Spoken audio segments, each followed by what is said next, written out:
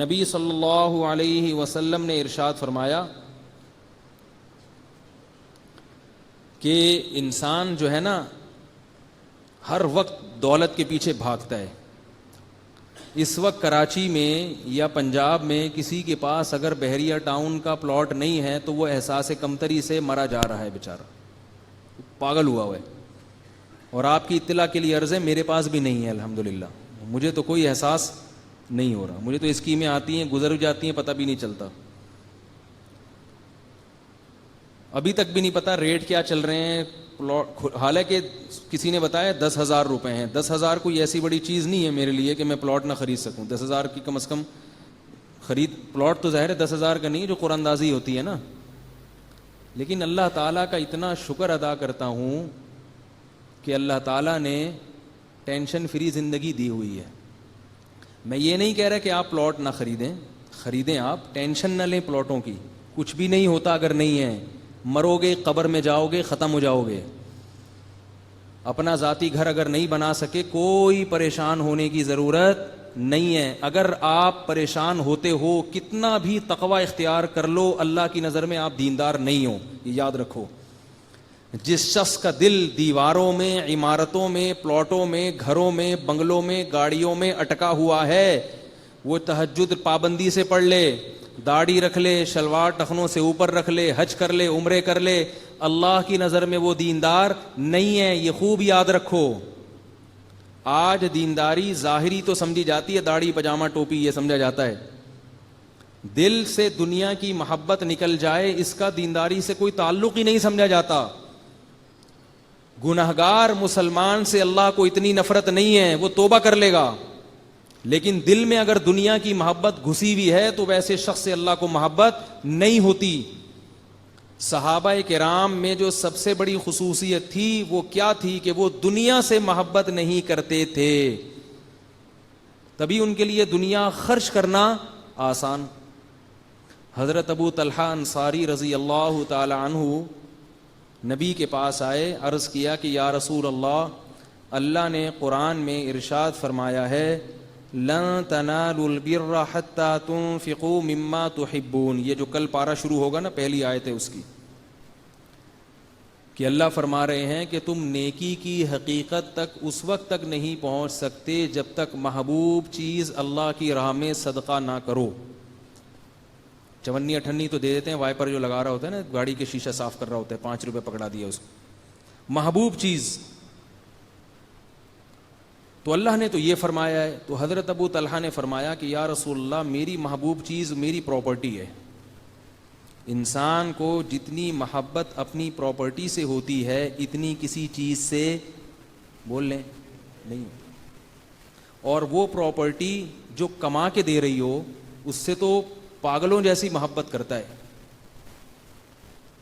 کسی کو عشق معاشقہ ہو جائے نا, وہ سب کچھ دے گا, ایزی لوڈ 500 1000 کا بیلنس ڈال دے گا, پراپرٹی نہیں دے گا اس کو, پراپرٹی نہیں دے گا. یہ تھوڑی اسی وجہ سے تو ہوا ہے تمہیں مجھ سے, اگر میرے پاس یہ پراپرٹی نہ رہی تو تم ویسے ہی نہیں رہو گی. پراپرٹی ہوتی ہے تو سب کچھ ہوتا ہے, پراپرٹی نہیں ہو رشتہ ہی نہیں ملتا. لوگ کہتے ہیں آپ کا ذاتی گھر ہے یا نہیں, نہیں جی کرائے کا ہے, چلو بھاگو یہاں سے, دفعہ یہاں سے. نیچ گھٹیا آدمی, غریب. میرے پاس لوگوں کی کالز آتی ہیں لڑکوں کی, کہہ رہے ہیں یار کما رہا ہوں سب کچھ ہے, رشتہ ہی نہیں ملتا. میں نے کہا کیوں؟ کہہ رہے ہیں یار ذاتی گھر نہیں ہے, کرائے کے گھر کی وجہ سے مار کھا جاتے ہیں. میں نے کہا بھائی ایسے جگہ شادی کر لو جن کا اپنا کرائے کا گھر ہو. جواب تو ہے ہمارے پاس الحمدللہ, ایسی جگہ شادی کر لو جہاں اپنا. کہہ رہے ہیں کیوں؟ غریبوں میں تھوڑی کرنی ہے ہم نے, کوئی اسٹینڈرڈ بھی ہوتا ہے بھائی. تو مرنا نہیں ہے, مرنا نہیں ہے. روزانہ نا 100 دفعہ سوچا کرو کہ مرنا ہے, مرنا ہے, مرنا ہے, مرنا ہے, مرنا ہے, مرنا ہے. 100 دفعہ سوچو گے تو DMR بنیں گے, لاشعور میں جائے گی بات. ہوتا ہے نا کانشیس اور سب کانشیس, لاشعور اور شعور. بہت سی چیزیں ہم جانتے ہیں ہمارے لاشعور میں نہیں ہوتی. جب بار بار تکرار کرو گے مرنا ہے, مرنا ہے, مرنا ہے. روزانہ سونے سے پہلے دیکھو آج یہاں سو رہا ہوں, کل تختے پہ لیٹا ہوا ہوں گا. آج تو میں بستر پہ لیٹا ہوا ہوں, روزانہ بستر پہ نہیں لیٹوں گا, کل برف پہ لیٹا ہوا ہوں گا. ٹھیک ہے نا, کل برف خانے میں, مردہ خانے میں لیٹا ہوا ہوں گا. جب غسل خانے میں نہایا کرو شاور کے نیچے، بولو آج تو خود نہا رہا ہوں، کل کوئی اور نہلا رہا ہوگا، اور خدا کی قسم یہ وقت ضرور آئے گا، ان قریب آنے والا ہے، زیادہ اترانے کی، خوش ہونے کی چندہ ضرورت نہیں ہے، بس آیا ہی چاہتا ہے۔ اور یہ بھی سوچ لیا کرو کہ اس کا کوئی ٹائم نہیں ہے، بغیر بتائے آئے گا۔ جب بھی کوئی جنازہ اٹھے نا، بولو لے بھائی وہ بھی نکل لیا، ارے بھائی اب تو میرا نمبر اور قریب ہو گیا، اور قریب۔ سوچ سوچ کے لاشعور میں یہ بات ڈال دو، دنیا مسافر خانہ ہے، مسافر خانہ ہے، مسافر خانہ ہے، رہنے کی جگہ نہیں ہے۔ ان دیواروں سے، ان اینٹوں سے، ان ٹائلوں سے، اس واش روم سے، اس خوبصورت نلکے سے لوگ جا جا کے نا مجھے اپنے بیت الخلاء کا وزٹ کرا رہے ہوتے ہیں، یہ دیکھیں ہمارے ابا نے یہ واش روم بنایا ہے، کیا انگلش قسم کے نلکے لگے ہوئے ہیں اس میں۔ میں خوش ہوتا ہوں، چلو اچھی بات ہے، اللہ نے پیسہ دی ہے، لیکن الحمدللہ متاثر نہیں ہوتا، بلکہ وحشت ہی ہوتی ہے۔ کیا نلکا لگا دیا اس میں، اتنا خوبصورت سونے کا لگا دیا، وہ جو وہ ہے برونائی کا جو صدر ہے نا، برونائی کا، اس کے گھر میں نلکے سونے کے لگے ہوئے ہوں۔ نلکے کس کے لگے ہوئے ہیں؟ سونے۔ مر جائے گا تھوڑے دنوں میں، ٹھیک ہے، قبر میں جائے گا، وہی کیڑے کھائیں گے۔ تو بار بار اللہ، اس کے رسول بار بار بتا رہے ہیں، دنیا رکھنے کی چیز ہے، دل لگانے کی چیز نہیں ہے۔ اب سوال پیدا ہوتا ہے، رکھیں دل نہ لگائیں، یہ کیسے ہو سکتا ہے؟ رکھنا جائز ہے، سلیمان علیہ السلام نے بھی تو رکھی نا دنیا، بلکہ اللہ سے مانگ کے رکھی ہے، دل نہ لگاؤ۔ دل نہیں لگے اس کی کیا علامت ہے؟ کہ جب چھن جائے تو تکلیف نہ ہو، چھن جائے تو تکلیف نہ ہو، کیونکہ بھائی کوئی بات نہیں، گزارا تو ٹھیلے سے بھی ہو جاتا ہے، ٹماٹر سے بھی ہو جاتا ہے۔ کاروبار ختم ہو گیا، لوگ مجھے کہتے ہیں حضرت کاروبار ختم ہو گیا، تو ٹماٹر بیچو یار۔ کیا کہہ رہے ہیں حضرت، کروڑوں کا کاروبار تھا، روڈ پہ آ گیا ہوں میں۔ بھائی روڈ پہ آ گئے تو ٹماٹر بیچنے کے لیے تو روڈ ہی پہ آنا پڑے گا آپ کو۔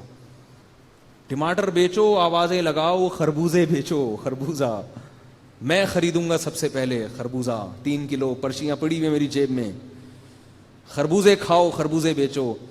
اور جب دماغ میں آئے کہ میں تو، میرا یہ اسٹینڈرڈ نہیں ہے، تو فوراً سوچو جس کا ہے تھوڑے دنوں میں اس کا بھی اس سے بھی بدتر اسٹینڈرڈ ہو جائے گا، جب پڑا ہوا ہوگا نا تختے پہ۔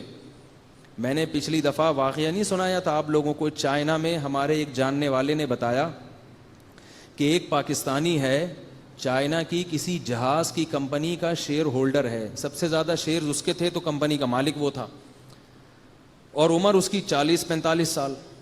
تو وہ صاحب کہنے لگے کہ لوگ اسے دیکھ کے رش کرتے ہیں کہ اتنی کم عمری میں اتنی زیادہ دولت اس پاکستانی نے بنا لی ہے کہ چائنا کی جہاز کی کمپنی کا مالک بن گیا ہے۔ وہ ہو گئی، اب تو جہاں سے گزر رہا ہے ہٹو بچو ہو رہا ہے، ہٹو بچو، بھائی ہٹو بچو سنا ہے نا آپ لوگوں نے، اب جہاں سے بھی جائے گا ہٹو بچو، بھائی آ رہے ہیں صاحب، لوگ اسے دیکھ دیکھ کے رش کر رہے ہیں، یار کیا چیز ہے یار، کتنی دولت، ہوائی جہاز کی کمپنی، وہ بھی چائنا کی، پی آئی اے نہیں، پی آئی اے سے اچھی ہماری W11 ہے۔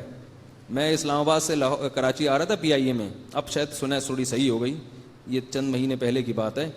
تو جب وہ پی آئی اے زمین پہ اترا ہے نا جہاز، دھاڑ کر کے لگا اتنی زور سے، ایک تو اس سے ہلے ہم بہت زور سے، پھر جو اس نے بریک لگائی ہے تو سب دھاڑ کر کے آگے جا کے لگے ہیں، حالانکہ سیٹ بیلٹ باندھی بھی تھی، تو سب ایک دوسرے کو دیکھ کر ہنسنے لگے کہ یہ پائلٹ نے بریک کیسے لگائی ہے جہاز میں، وہ تمیز سے لگائی جاتی ہے نا، وہ تو جہاز ہے، تو ایسے بریک لگائی ہے کہ سب آگے جا کے دھاڑ کر کے سیٹ پہ لگے۔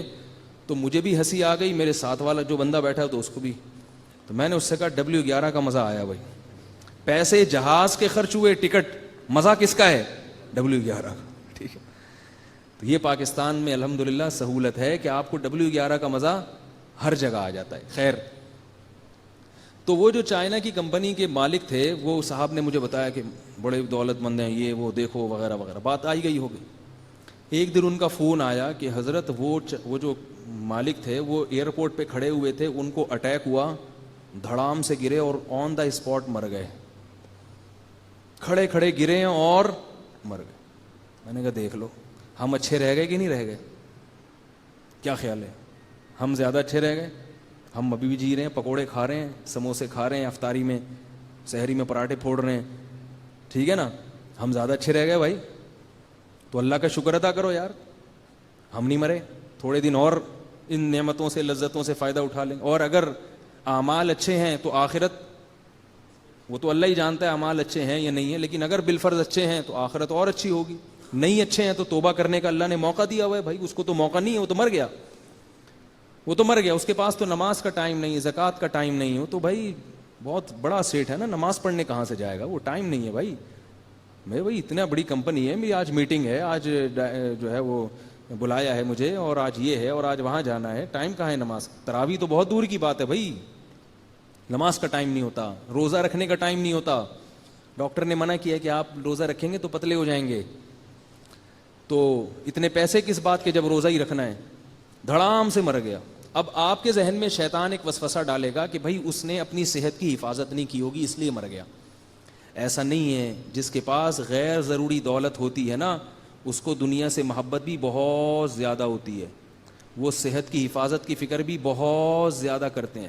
ایک تو کچھ لوگ اس لیے کرتے ہیں کہ اللہ اس کے رسول کا حکم ہے صحت کی حفاظت کی فکر, لیکن ہمارے ہاں اکثریت اللہ اس کا رسول کا حکم سمجھ کے نہیں کرتی, بلکہ وہ تو اس لیے کہ تاکہ ہم زیادہ دن زندہ رہیں. تو حفاظت بھی ہوتی ہے, سب کچھ ہوتا ہے, مگر موت کا ایک جھٹکا ختم کر دیتا. دیکھو اللہ نے سلیمان علیہ السلام کو بہت زیادہ دولت دی ہے. اس کائنات میں جتنی دولت حضرت سلیمان کو ملی اور جتنی بڑی حکومت حضرت سلیمان کو ملی, اتنی حکومت اور اتنی دولت اللہ نے کسی کو بھی نہیں دی ہے.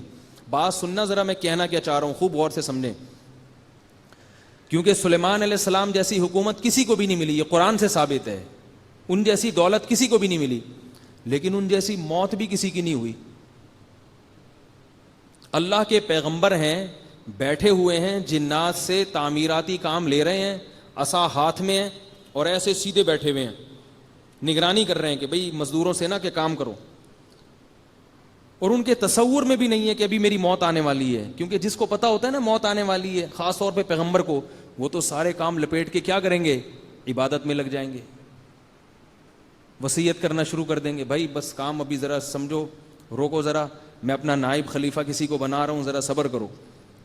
اور دوسری بات یہ کہ سلیمان علیہ الصلاۃ والسلام کے بارے میں یہ بدگمانی بھی جائز نہیں ہے کہ انہوں نے صحت کا خیال نہیں رکھا ہوگا. جتنا اپنی صحت کا خیال پیغمبر رکھتے ہیں اتنا خیال دنیا میں کوئی بھی نہیں رکھتا. پیغمبر کبھی بھی ایسی خوراک نہیں کھاتے جو ان کی صحت کے لیے نقصان دہ ہو. پیغمبر کبھی اتنا نہیں کھاتے کہ جو ان کی صحت کے لیے نقصان دہ ہو. پیغمبروں کی زندگی بالکل معیاری ہوتی ہے, صحت کے اعلیٰ معیار پر ہوتی ہے, اور کوئی پیغمبر اللہ نے کمزور پیدا نہیں کیا. سارے پیغمبر خوبصورت, پرکشش, انتہائی اعلیٰ اور معیاری صحت کے حامل ہوتے ہیں.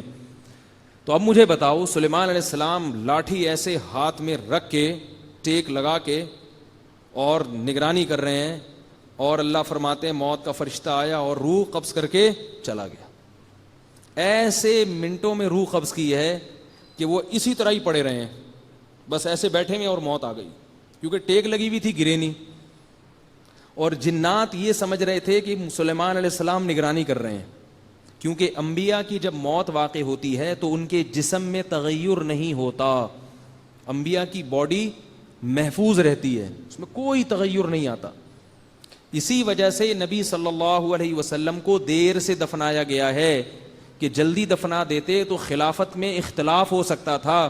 صحابہ نے سوچا کہ نبی کو دفنائیں گے بعد میں اور خلیفہ کا تعین پہلے کریں گے, ورنہ مسلمانوں میں تلواریں نہ چلنا شروع ہو جائیں. جبکہ عام میت کو جلدی دفنانے کا حکم ہے, دیر سے دفنانے کی اجازت نہیں ہے. اس پر رافضی لوگ یہ اعتراض کرتے ہیں صحابہ اکبر کہ نبی کی توہین کی, اتنے دن تک دفنایا نہیں. تو یاد رکھو, نبی کی اس لیے توہین نہیں ہے کہ نبی کے جسم میں ذرہ برابر بھی تغیر نہیں ہوتا, ایسے ہی چمکتا ہے, ایسے ہی فریش ہوتا ہے جیسے دنیا میں تھا. تو صحابہ نے سوچا کہ خلیفہ کا نامزد ہونا پہلے ضروری ہے, ورنہ کہیں منافقین امت میں اختلاف نہ پیدا کر دیں, اس لیے بعد میں دفنایا ہے. تو سلیمان علیہ السلام کے جسم میں کوئی تغیر نہیں ہوا, بالکل ایسے بیٹھے ہوئے ہیں, موت آئی اور گئے دنیا سے. یہاں تک کہ دیمک نے ان کی لکڑی کو کھانا شروع کر دیا, جو عصا تھا نا, عصا لاٹھی, وہ کھاتے کھاتے جب اس کا بیلنس آؤٹ ہوا ہے تو سلیمان علیہ السلام زمین پہ گر گئے. پھر لوگوں نے آ کے دیکھا, نبض چیک کی, لوگوں نے بولا بھائی ان کا تو انتقال ہو گیا. قرآن کہتا ہے کہ اگر جنات کو پہلے پتہ چل جاتا نا یہ دنیا سے جا چکے ہیں تو اتنی سخت محنت اور مزدوری میں نہ لگے رہتے, وہ تو ان کے روب سے لگے ہوئے تھے. تو اب دیکھو اللہ نے سلیمان علیہ السلام کو ایک دم کیوں اٹھا لیا؟ یہ بتانے کے لیے کہ اتنی دنیا, اتنی دولت پیغمبر کو بھی دی ہے, تو بعد والوں کو یہ بتا دیا کہ دنیا دل لگانے کی چیز نہیں ہے. سلیمان کو جس کو اتنا کچھ دیا اس کو بھی ایک سیکنڈ میں اٹھا سکتا ہوں, تم کس کھیت کی مولی ہو. بات نہیں سمجھ میں آ رہی, کیا کریں یار. چائنیز زبان میں سمجھاؤں گا. چائنیز جو ہے نا, چائنیز چنگ پونگ کر کے سمجھ میں. چائنیز آ رہے ہیں ابھی گوادر میں, علماء بہت سے سنے چائنیز زبان بھی سیکھ رہے ہیں. تو چائنیز میں تو بالکل ہی سمجھ میں نہیں آئے گی اگر اردو میں سمجھ میں نہیں آ رہی. تو یاد رکھو بار بار بار بار بار بار کیا سوچنا ہے؟ مرنا ہے. اپنا گھر نہیں ہے, کرائے کا ہے. بولو جس کا ہے اپنا وہ کون سا یہاں رہے گا, وہ بھی تو نکلے گا, وہ بھی تو مر جائے گا. اور میں بار بار کہتا ہوں نا, لوگ کہتے ہیں اپنے لیے نہیں, میں تو اپنی اولاد کے لیے بنا رہا ہوں. تو اولاد جو ہے وہ کہتی ہے ہمارے لیے نہیں بلکہ ہم کس کے لیے؟ اپنی اولاد کے لیے. وہ کہتے ہیں ہم اپنی اولاد کے لیے. بھائی اپنا دیکھو, تمہیں سر چھپانے کی چھت مل جائے عزت کے ساتھ ٹھیک ہے, جیسے تمہیں مل گئی انشاءاللہ تمہاری اولاد کو بھی مل جائے گی. کوئی ایسے نہیں ہوتا, کسی کو اللہ محروم نہیں کرتے. کوئی قحط پڑ جائے, کوئی جنگ ہو جائے تو ایک الگ بات ہے, وہ تو جن کے مکان ہیں وہ بھی محروم ہو جاتے ہیں. تو اللہ نے پیسہ دیا ہے مکان بنا لو, نہیں دیا تو بحریہ ٹاؤن پہ را لیں, مت ٹپکاؤ سوچ سوچ کے ہائے ہائے ہائے اتنے پلاٹ نکل گئے, ہائے کچھ نہیں ہوتا, مریں گے کھپیں گے. دنیا ہے, قبرستان زیادہ آباد ہو رہے ہیں. بحریہ ٹاؤن میں اتنے پلاٹ نہیں ہیں جتنے قبرستانوں میں پلاٹ پڑے ہوئے ہیں. جا کے دیکھو مردوں پہ مردے چڑھے ہوئے ہیں. کراچی میں تو قبرستان ختم ہو گئے. اب گورکن پرانے والے کو کہیں سائڈ پہ لگاتا ہے, نئے والے کو فٹ کر دیتا ہے, پھر نئے والے کو گردے نکال کے پھیپڑے نکال کے بیچے ہسپتالوں میں. بالکل بزنس چل رہا ہے. وہ اس لیے چل رہا ہے اس کو پتہ ہے قبر میں جگہ ہی نہیں ہے بھائی. تو یہ کتنی تیزی سے آباد ہو رہے ہیں, اتنے بچے پیدا نہیں ہو رہے جتنے مر رہے ہیں, ایسا لگ رہا ہے. تو اللہ نے قرآن مجید میں حکم دیا کہ وہ لوگ جو اللہ کی راہ میں خرچ کرتے ہیں ان کی مثال بڑی پیاری دی ہے. کمثل حبۃ انبتت سبع سنابل, جیسے ایک گندم کے دانے کو زمین میں بو تو کتنے دانے, کتنی کونپلیں نکلتی ہیں؟ 7. فی کل سنبلۃ مئۃ حبہ, اور ہر کونپل میں 100 دانے ہوتے ہیں, تو ایک دانے سے 700 دانے بن جاتے ہیں. یعنی اگر کوئی جس نے یہ گندم اگنے کا عمل نہ دیکھا ہو یا پودوں کے اگنے کا عمل نہ دیکھا ہو, اس کو اگر آپ آ کے کہیں کوئی جنگل میں رہا اور اس نے کبھی دیکھا ہی نہیں, یعنی جنگل میں نہیں بیابان میں رہا, صحرا میں, اس کو بولیں کہ یہ ایک گندم کا بیج ہے, اس سے تھوڑے دنوں میں 700 بیج بالکل ایسے پیدا ہو جائیں گے, وہ کہے گا یہ تو جادو ہے بھائی, نظر کا دھوکہ ہے, 1 سے 700 کہاں پیدا ہوں گے. اور پھر آپ کہیں وہ جو 700 ہے نا ان میں سے ہر ایک سے پھر 700, تو 700 کو ضرب دے دیں 700 سے, کروڑوں میں بات پہنچے گی. تو وہ جواب میں کیا کہے گا؟ بھائی یہ پاگل ہو رہا ہے دماغی, کہاں سے, کون سی فیکٹری ہے, کون سی مشین ہے, کون سا سائنسدان ہے جو 1 کے 700 بنا دے گا. تو آپ کہیں یہ اللہ کرتا ہے, اللہ. تو وہ جواب میں کیا کہے گا؟ میں اللہ کو نہیں مانتا, میری عقل میں نہیں آتا. لیکن ہم چونکہ صبح و شام دیکھتے ہیں کہ اللہ کیا کرتے ہیں, ایک بیج کو مٹی میں ڈالا, گوبر اور پانی اس کے ملاپ سے اور مٹی کے ملاپ سے اس ایک دانے سے اللہ 700 دانے پیدا کر دیتے ہیں. تو یہ اللہ نے اپنی قدرت دنیا میں دکھائی ہے. تو اللہ فرماتے ہیں تم اللہ کی راہ میں خرچ کرو گے, جہاں جہاں وہ خیر میں جائے گا اس سے جو جو خیریں پھیلیں گی وہ ملٹی پلائی ہوتا چلا جائے گا, اور ایک کے لاکھوں کروڑوں بن کے قیامت کے دن تمہارے سامنے آئیں گے. نہیں آ رہی بات؟ دیکھو ایک آدمی نے مسجد میں ایک پنکھا لگا دیا, اس پنکھے سے کتنے لوگ مستفید ہوتے ہیں؟ تو وہ ثواب اس کا بڑھتا چلا جا رہا ہے. ہم کہتے ہیں یار اللہ اتنا ثواب کہاں سے لائے گا؟ بھائی اللہ کے خزانوں میں کمی نہیں ہے, کمی نہیں ہے. تو وہ ملتا رہے گا ملتا رہے گا. پھر وہ نماز پڑھنے آیا پنکھے کی وجہ سے, پنکھا نہیں تھا تو وہ نہیں آتا. اکثر تو ایسے ہی ہوتے ہیں, ایئر کنڈیشن ہے تو آ گئے, پنکھا ہے تو تھوڑے کم آئے, پنکھ کچھ بھی نہیں ہے تو امام صاحب ہی بھاگ گئے. ٹھیک ہے نا. تو جو آیا اس کو نماز دل لگا اس کا, کچھ اللہ نے اس کو اور ترقی دی تو اس میں آپ کا بھی دخل ہوگا. یہ لوگ جو مدرسوں میں پیسے دیتے ہیں وہاں جو علماء بن کے نکلتے ہیں تو وہ علماء جب تک خیر کا کام کرتے رہیں گے، جس نے اس مدرسے میں انویسٹمنٹ کی تھی اس کا کچھ نہ کچھ حصہ اس میں ہوگا کہ نہیں ہوگا، وہ بڑھتا رہے گا بڑھتا رہے گا بڑھتا رہے گا بڑھتا رہے گا بڑھتا رہے گا. اسی وجہ سے نبی صلی اللہ علیہ وسلم نے ارشاد فرمایا کہ جب انسان مر جاتا ہے انقطع عملہ الا من ثلاث، مر جاتا ہے تو سب کچھ ختم مگر تین چیزیں باقی رہتی ہیں. تین چیزیں کیا رہتی ہیں باقی؟ نمبر 1 صدقۃ جاریہ، ایسا صدقہ کر دیا جس کے آثار چل رہے ہیں، درخت لگا دیا، کنواں کھود دیا، مسجد بنا دی، مدرسہ بنا دیا، یا طلباء پہ خرچ کر دیا مدارس میں، تو وہ جب تک نکلیں گے فارغ ہو کے وہ پھیلتا رہے گا پھیلتا رہے گا پھیلتا رہے گا. تو پہلی چیز کیا فرمائی؟ صدقہ جاریہ. دوسری چیز ارشاد فرمائی ولد صالح یدعو لہ، نیک اولاد جو اس کے لیے دعا کرتی رہے گی. پھر اس اولاد کی اولاد ہوگی جو اپنے باپ دادا کے لیے دعا کرتی ہے، پھر اولاد کی اولاد. تو نیک اولاد، تو اولاد ہوگی تو نیک ہوگی نا. 2 بچے میں کیا پتا کہ نیک ہوں گے کہ نہیں ہوں گے. ایک صاحب کل مجھے ملے، کہہ رہے ہیں ایک ہی بچہ ہے اتنا نالائق، ان کہنے لگے ایک بیٹا ہے میرا بہت سخت تنگ کیا ہوا ہے، نافرمان ہے، یہ وہ، ایک نماز نہیں پڑھتا. میں نے کہا دوسرے تو پڑھتے ہوں گے نا، ان سے خدمت لے لی. کہنا ہے ہی ایک. میں نے کہا پھر یہ آپ کا، میرا قصور نہیں ہے بھائی، یہ میرا قصور نہیں، اب بھگتو. ہمارے نبی صلی اللہ علیہ وسلم نے فرمایا تزوجوا الودود الولود، ایسی عورت سے نکاح کرو جو کثرت سے اولاد دے تمہیں، اولاد کے معاملے میں بخل سے کام نہ لے. بہت بڑی ترقی کا ذریعہ بنے گی اولاد. دیکھو میں اپنے والدین کا چوتھا بچہ ہوں، میں بڑا نالائق ہوں، لیکن اگر میرے والد صاحب ابھی جو میں دین کی خدمت کر رہا ہوں مجھے دیکھتے تو خوش ہوتے نا کہ اچھا ہوا چوتھا ہو گیا تھا. کیا خیال ہے؟ اگر خاندانی منصوبہ بندی والوں کے مشورے پہ چلتے تو میرے والد صاحب کا جو علمی سرمایہ ہے جو آج لاکھوں لوگوں تک پہنچ رہا ہے وہ نہ پہنچتا. کیونکہ میرے دونوں بڑے بھائی عالم نہیں ہیں مجھ سے اچھے، مجھ سے نیک ہیں، عالم نہیں ہیں. عالم میں بھی نہیں ہوں لیکن ان سے زیادہ ٹوٹا پھوٹا علم ہے میرے پاس. تو وہ صدقہ جو اللہ اگر قبول کر لے، باقی اللہ ہی بہتر جانتا ہے کہ یہ قبول ہو رہا ہے کہ نہیں ہو رہا.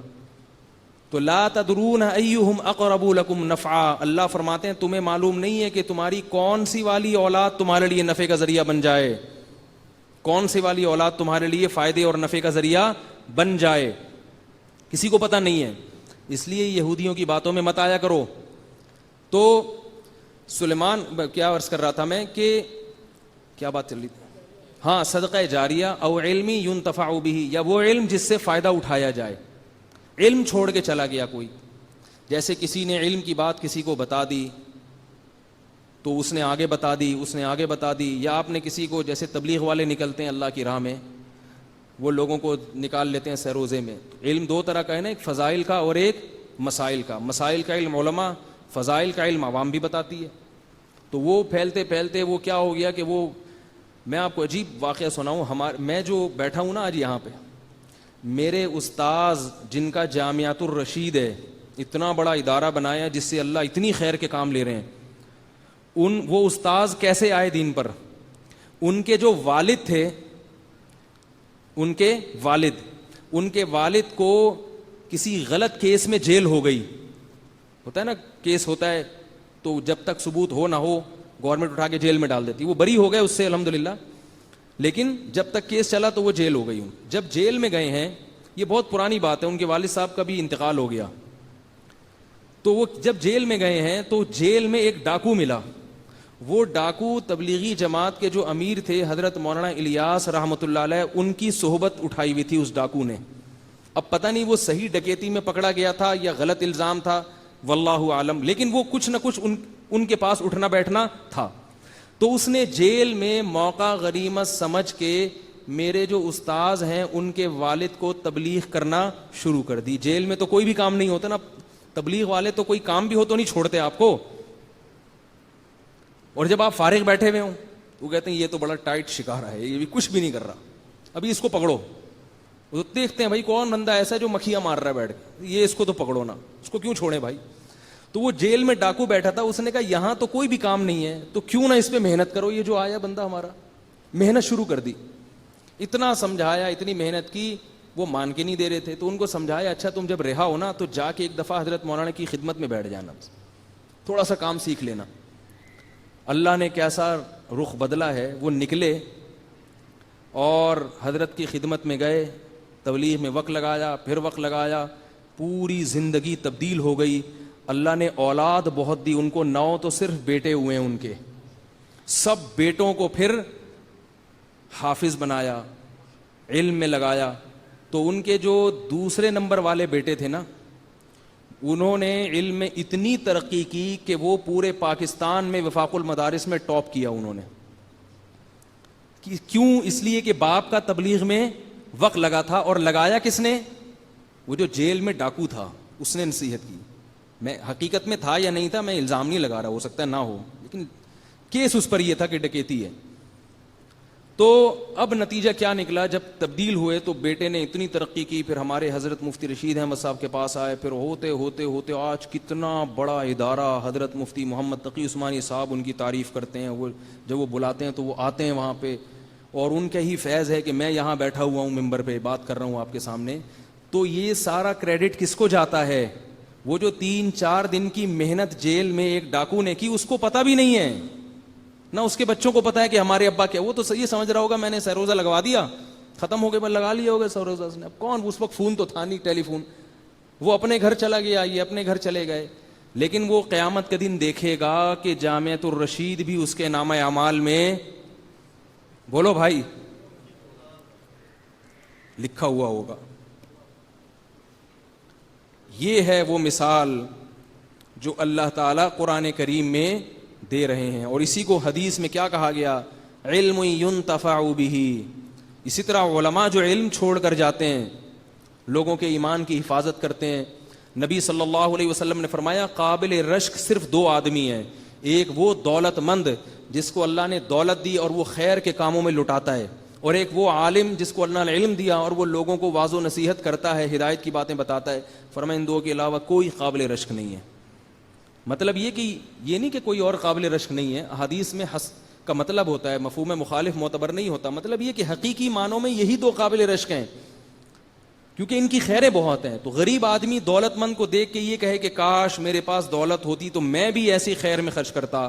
اور جس کے پاس علم نہیں ہے وہ عالم کو دیکھ کے رشک کرے کہ کاش میرے پاس علم ہوتا, میں بھی خیر کے کام میں خرچ کرتا, میں بھی علم کی جو ہے نا خدمت کرتا.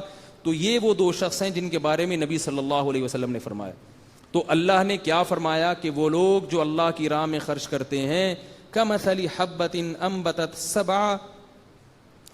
سبع سنابل, کہ ان کی مثال اس گندم کے دانے کی طرح ہے جس نے 7 کونپلیں پیدا کی. فی کل سنبلۃ مئۃ حبہ, اور ہر ایک میں 100 دانے ہیں. واللہ یضاعف لمن یشاء. فرمائیے تو عام فارمولہ ہے, لیکن اللہ بعض دفعہ کسی کے لیے اس میں اور زیادہ اضافہ کر دیتا ہے, اور رمضان میں اور زیادہ ثواب بڑھ جاتا ہے صدقات و خیرات کا.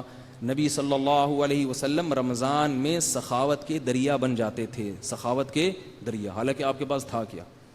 تو اس کو نہ دیکھا کرو میرے پاس ہے کیا, جتنا ہے اس میں سے کچھ نکال دو.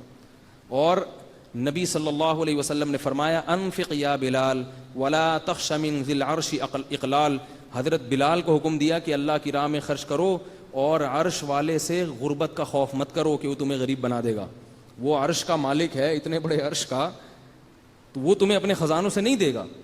ہم بہت ڈرتے ہیں خرچ کرتے ہوئے, سب ڈرتے ہیں, میں بھی اسی میں داخل ہوں, سب ایک جیسے ہیں. میں تو اس لیے باتیں کر رہا ہوں تاکہ اللہ مجھے بھی عمل کی توفیق دے. بہت ڈرتے ہیں ہم لوگ. تو یاد رکھو اللہ کو کنجوس آدمی پسند نہیں ہے.